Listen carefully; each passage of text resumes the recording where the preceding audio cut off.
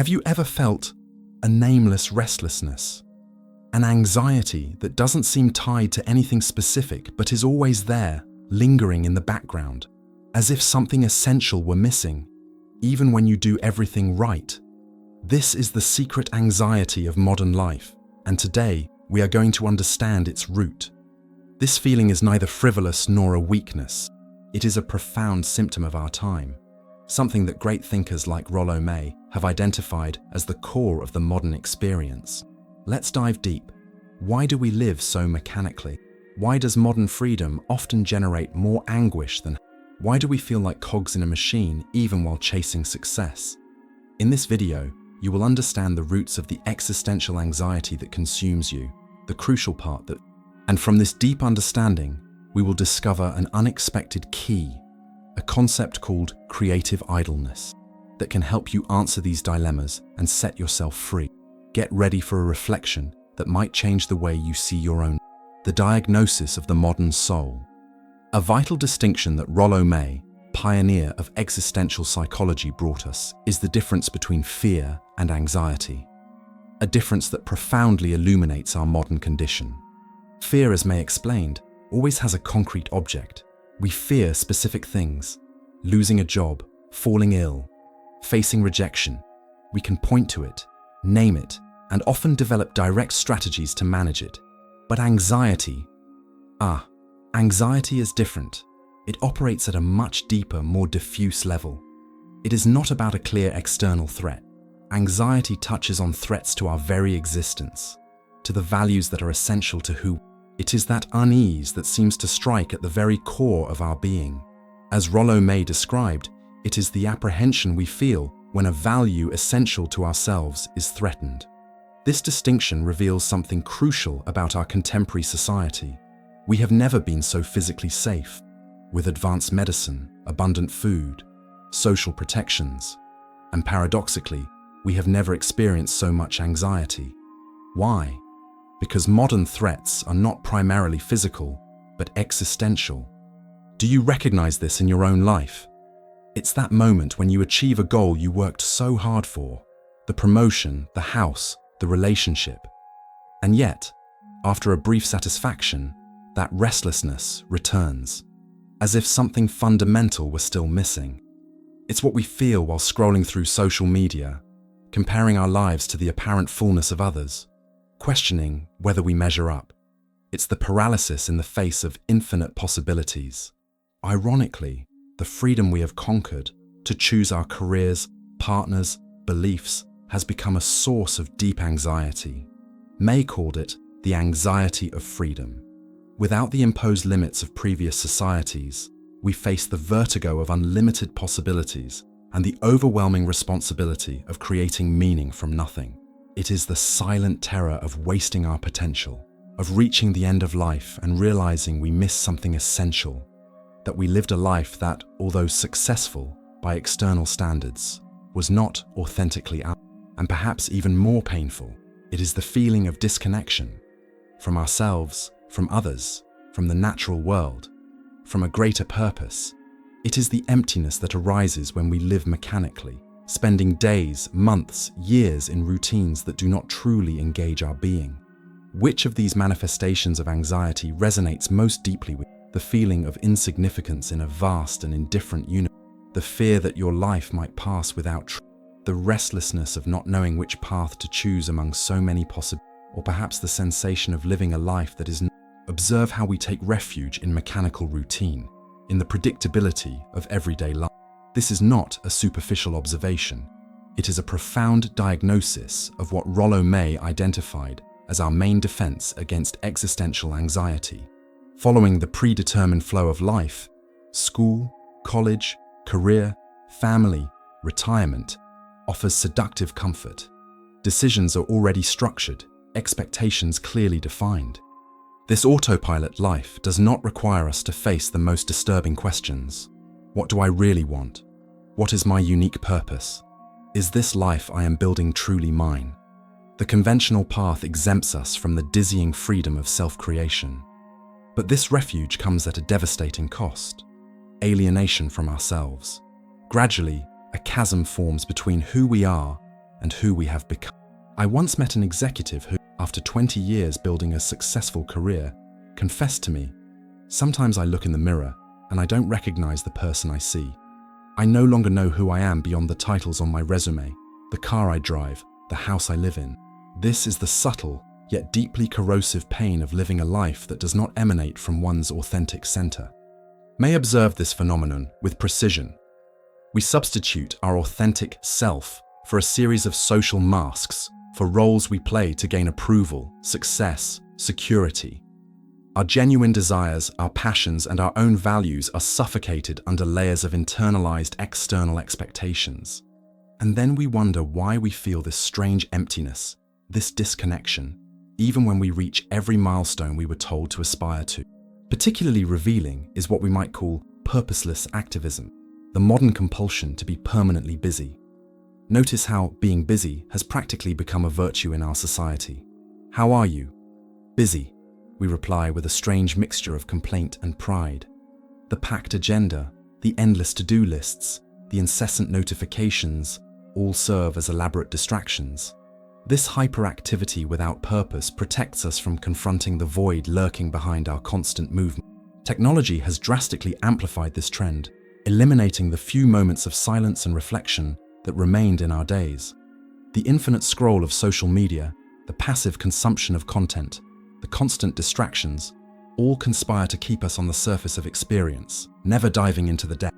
As May observed, with devastating precision, many live without truly feeling their own lives, dragged along like leaves in the wind, passively responding to others' expectations, to society's demands, losing contact with the only life they have, their own. The most painful irony? This escape from existential anxiety does not eliminate it. It only transforms it into a chronic, diffuse presence, that nameless restlessness we mentioned at the beginning. The void we try so hard to avoid ends up accompanying us, like a shadow that grows as we run from the sun. The more self-awareness, the more alive one is. This incisive statement by Rollo May encapsulates a fundamental truth about the human condition that our modern society seems determined to ignore. True vitality, not the frenetic agitation we often mistake for being alive, emerges from deep self-awareness. When we live on the surface of our lives, mechanically reacting to circumstances, following established routines without questioning, we lose contact with our own experience. We become spectators of our lives, not participants. This disconnection from self-awareness is directly proportional to the emptiness we feel. Think about it for a moment. How can I know what brings meaning to my life if I don't know who I truly am? How can I make authentic choices if I am not clear about my deepest values? How can I build a fulfilling life if I don't recognize my own genuine needs and desires? This is the cruel trap of contemporary life. We are bombarded with messages about what we should want, how we should live, what constitutes success. Wait. We chase these external targets with admirable determination, only to discover, often too late, that they do not fill the inner void. May insightfully observed that this lack of self-awareness is not a neutral state. It is a condition that gradually devours our sense of purpose and vitality. When we replace self-knowledge with external identifications, our job, our status, our possessions, we build a life on fragile foundations. Any change in these external circumstances can precipitate not just practical difficulties, but profound existential crises. This existential void does not necessarily manifest as acute suffering. We rarely sit down and think, "I'm experiencing an existential void today." It is more subtle, more insidious. It is the feeling of monotony even amid constant changes. It is the boredom that persists even with infinite entertainment at our fingertips. It is the dissatisfaction that no purchase, promotion, or achievement can dispel for more than a few days. In his writings, May describes this condition as a low-intensity but chronic anguish, a persistent malaise that permeates our modern experience. Like a constant background hum, so omnipresent that we almost stop noticing it, until, in moments of stillness, when distractions momentarily cease, it resurfaces with renewed force. The painful paradox is that we flee from self-awareness precisely because we fear encountering this void. We create a vicious cycle. We avoid self-knowledge because we fear the void, but it is exactly this avoidance that perpetuates and deepens the void. May invites us to break this cycle. True courage, he suggests, does not lie in escaping existential anxiety, but in facing it directly, in cultivating self-awareness even when, especially when, it awakens discomfort. Because it is only through this conscious awakening that we can begin to authentically fill the void that haunts us. This is the essence, to face life with greater awareness and authenticity. Subscribe to the channel now, because this conversation is just the beginning. Together, we will explore not only the profound diagnosis of our condition, but real paths to transform it. The courage to look within is the first step. Okay, so we understand. We live in an era that generates existential anxiety. We take refuge in routine. We lose contact with ourselves, and we feel a void. It's a bleak picture, but awareness is the first step.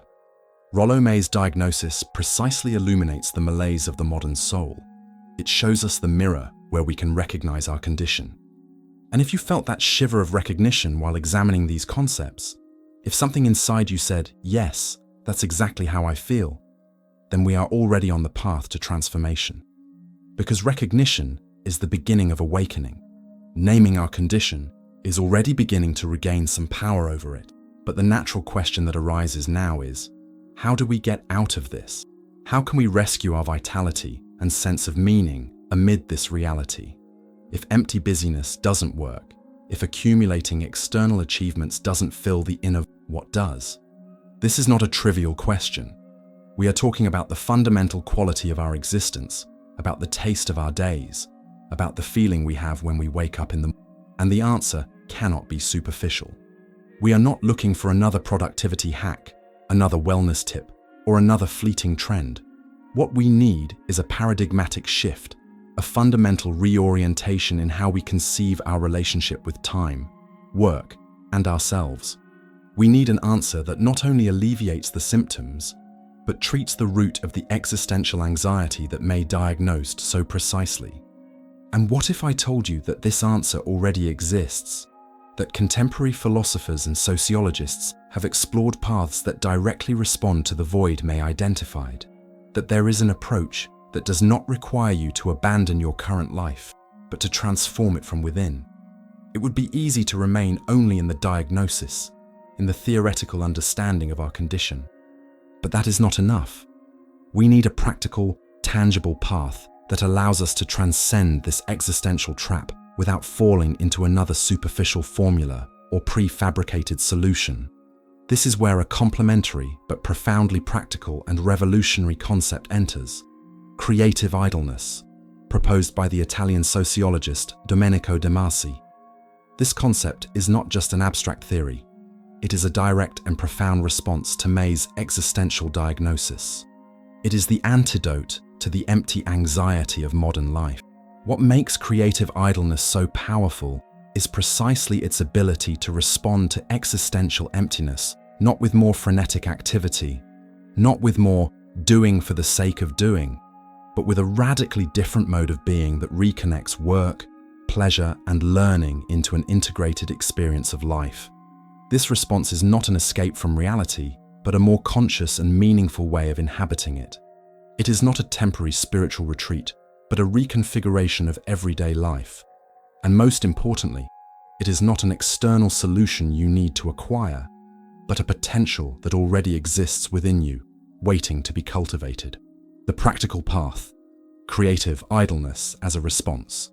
The Italian sociologist Domenico De Masi observed a radical transformation in our societies, the transition from the industrial age to the post-industrial age. In industrial society, value was found in repetitive production, mechanical discipline, the clear separation between work and life. But this structure, which shaped our values and identities for generations, is collapsing before our eyes. Repetitive, predictable, and purely physical work, the kind that required only our bodies, not our minds, is progressively being automated.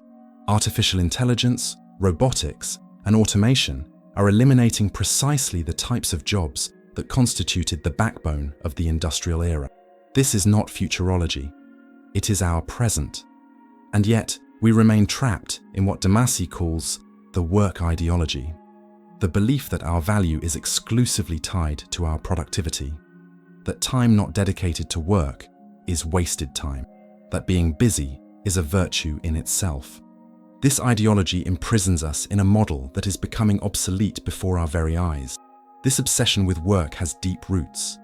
De Masi traces its genealogy from the Protestant ethic that Max Weber identified as fundamental to capitalism, to contemporary corporate structures that reward constant presence and personal sacrifice in the name of product. The result? A society of exhausted people, living fragmented lives, caught in a paradox, working incessantly to make a living, but ending up with no time to truly live it. The concept of creative idleness emerges as not just a timely, but a necessary response to this transformation. De Masi is emphatic. It is not about laziness, abandoning responsibilities, or mere passive leisure. It is something much deeper and revolutionary.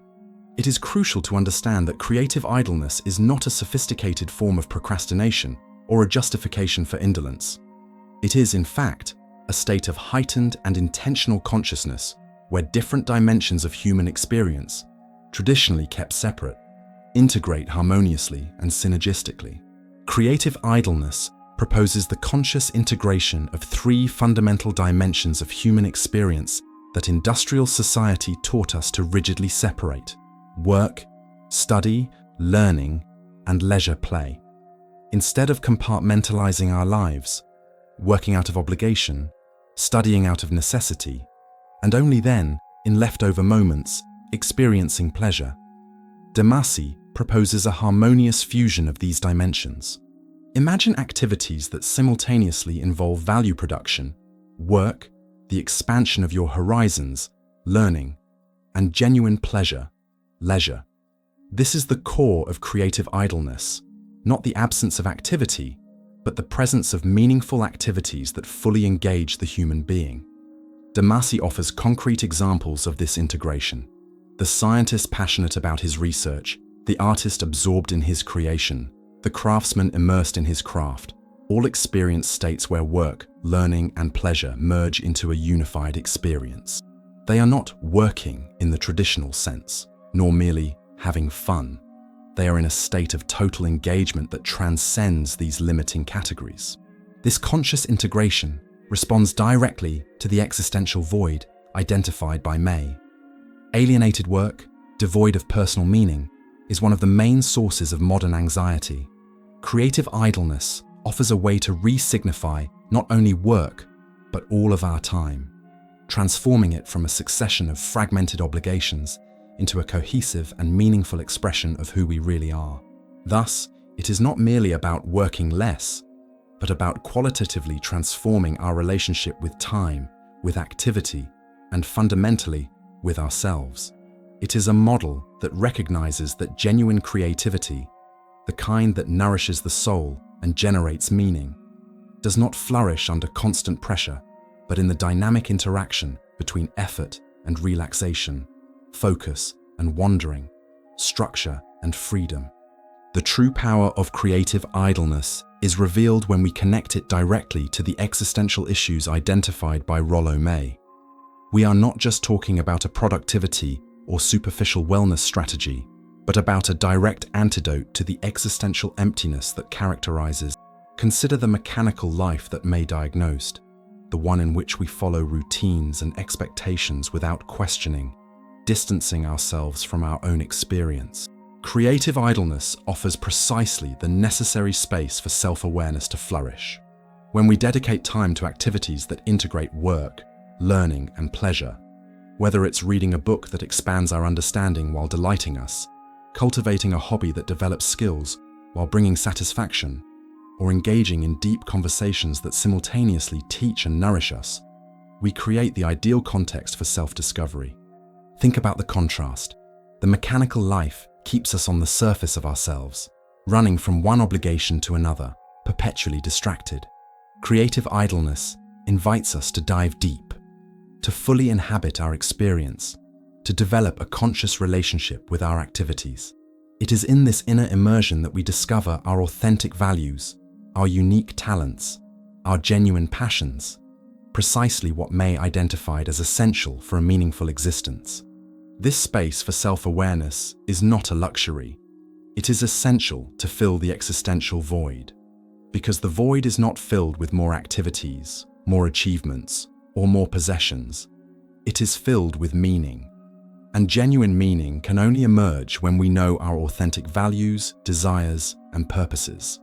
Regarding the chronic anxiety that May identified, Creative Idleness offers a powerful remedy through conscious deceleration. Our hyperactive society, with its glorification of constant busyness, is a factory of anxiety. De Masi's model legitimizes and values pausing, contemplation, the seemingly unproductive time that paradoxically is essential for true creativity and well-being. May insightfully observed that modern anxiety keeps us in a perpetual state of alertness, as if we were always responding to an imminent threat. This constant tension prevents us from truly relaxing, from opening space for contemplation, dreaming, and creation. Creative idleness breaks this cycle of tension by legitimizing periods of deceleration not as laziness, but as essential components of a creative and meaningful life. This deceleration is not mere indulgence, it is a necessary condition for truly being present in our own lives. May emphasize that anxiety constantly projects us into the future, preventing us from fully inhabiting the present.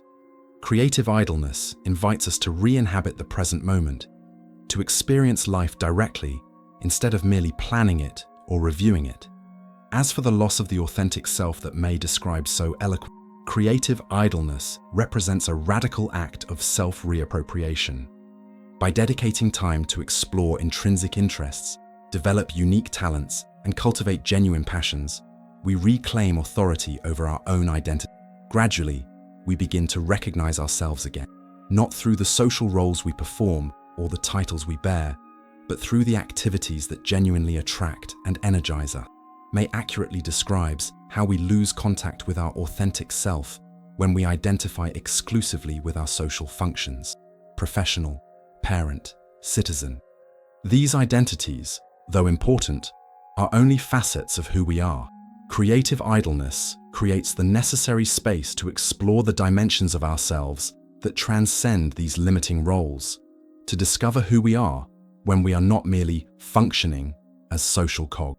And perhaps most relevant, creative idleness is the perfect antidote to the purposeless activism that May identified as a symptom of our time. By consciously integrating work, learning, and pleasure, we transform the nature of our activities. We no longer act to escape the inner void or to accumulate external credentials, but to express and develop who we really are. This qualitative transformation of our activities is revolutionary. As De Masi argues, it is not the quantity of free time that matters, but its quality, the ability to be fully present, engaged, and integrated in the activities we choose. When our actions emerge from this integrated center, they naturally carry purpose and meaning. Thus, creative idleness is not a superficial technique to feel less stressed. It is a fundamental reorientation of the relationship between being and doing, a reconciliation between our essential nature and our expression in the world. It is the path to re-establishing the connection between what we do and who we are, the connection whose loss lies at the root of modern anxiety. Everything we have discussed so far may seem profound and even a bit intimidating, but starting to transform your relationship with time and with yourself does not require major radical life changes. It only requires one thing: intention, a conscious decision to create space for yourself amid the rush of every. The value of these practices does not lie in their complexity, but in their intentional simplicity. When we talk about transforming our relationship with time and with ourselves, we are not proposing an external revolution, but an internal revolution, a subtle yet profound shift in the quality of our attention and the nature of our engagement with life. Let's explore 3 concrete steps that unite May's wisdom about self-awareness with De Masi's practical proposal. First, the reflective micropause. Reserve 5 to 10 minutes daily. It can be during your commute, before bed, or during breakfast, to simply do nothing. No cell phone, no music, no distractions. Just observe your thoughts and feelings without judgment, like a curious scientist observing a fascinating phenomenon. This practice may seem almost trivial in its simplicity, but its impact is profound. In a world that values constant action, allowing yourself simply to be, without producing, consuming, or achieving, is a radical act.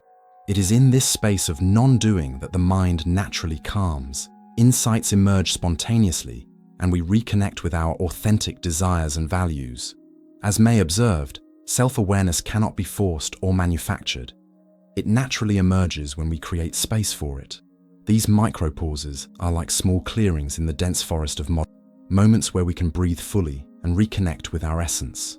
Second, the curious exploration. Choose one thing this week, just one, to learn or do purely for pleasure, without any external goal. Not to boost your resume, impress someone, or post on social media.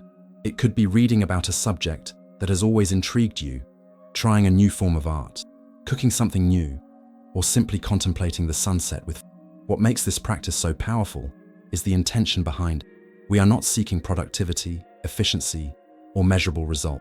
We are cultivating what De Masi calls the pleasure of discovery, that genuine, disinterested curiosity that characterizes both children and creative geniuses. This playful, curious exploration is the fertile ground where authentic creativity flourishes. By allowing ourselves to follow our genuine interests without the pressure of immediate outcomes, we open space for unexpected connections, original insights, and perhaps most importantly, the rediscovery of the intrinsic pleasure of learning and creating.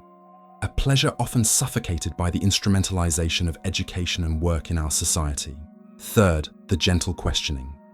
At the end of each day, ask yourself, what today brought me a genuine sense of vitality or meaning?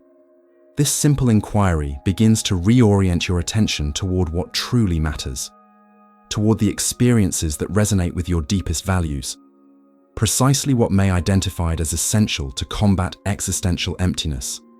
This practice is especially powerful because it helps us distinguish between superficial satisfaction and deep meaning. Often, we confuse momentary pleasure or external validation with genuine fulfillment. This daily questioning helps us fine-tune our inner compass to recognize the activities, relationships, and experiences that truly nourish our soul. By asking this question regularly, you will begin to notice patterns, certain activities, contexts, or modes of engagement that consistently generate vitality and meaning for you. These patterns are valuable clues about your authentic nature, about what De Masi would call your natural creative idleness, that mode of being where work, learning, and pleasure naturally integrate. The transformative power of these three simple practices does not come from perfect or rigorous execution, but from the conscious intention with which we approach them. They are gateways to a different relationship with time, with activity, and fundamentally, with ourselves. Which of these practices do you feel could help you reconnect with yourself right now? Share your reflection in the comments or tell us which small step you intend to take. Reading each other's experiences is extremely powerful and reminds us that, although the journey is individual, we are not alone in it. If this deep analysis brought you clarity or valuable insights, leave your like so that more people can find this content and subscribe so we can continue these essential reflections on how to live with more presence and meaning amid modern complexity. Understanding the root of our modern anxiety, as Rollo May helps us to do, is profoundly liberating. Realizing that we are not broken or inadequate, but are responding to a complex historical and social context, lifts the weight of individual guilt and opens us up to more authentic solutions. The secret anxiety that many of us carry, that feeling that something essential is missing, even when we do everything right, is not a personal defect, but a symptom of our time. And De Masi's Creative Idleness offers us more than a passing technique or a productivity tip. It presents us with a philosophy to navigate this complexity, rescuing time and space for what truly matters, our own consciousness, our creativity, our sense of life. The void that many experience will not be filled with more frenetic activities, more achievements, or more possessions. It will only be filled when we create space for self-awareness to flourish, when we integrate work, learning, and pleasure into an authentic expression of who we are, when we live from our center instead of constantly reacting to external demand. You have the capacity to step out of. Start small, but start. Your authentic life, the one that resonates with you, that brings a genuine sense of vitality, is waiting for that space that only you can. Thank you for your attention and depth. I hope you leave here not just with new knowledge, but with a new perspective on yourself and on the possibilities that open when we combine deep understanding with intentional action. A warm hug, and until next time.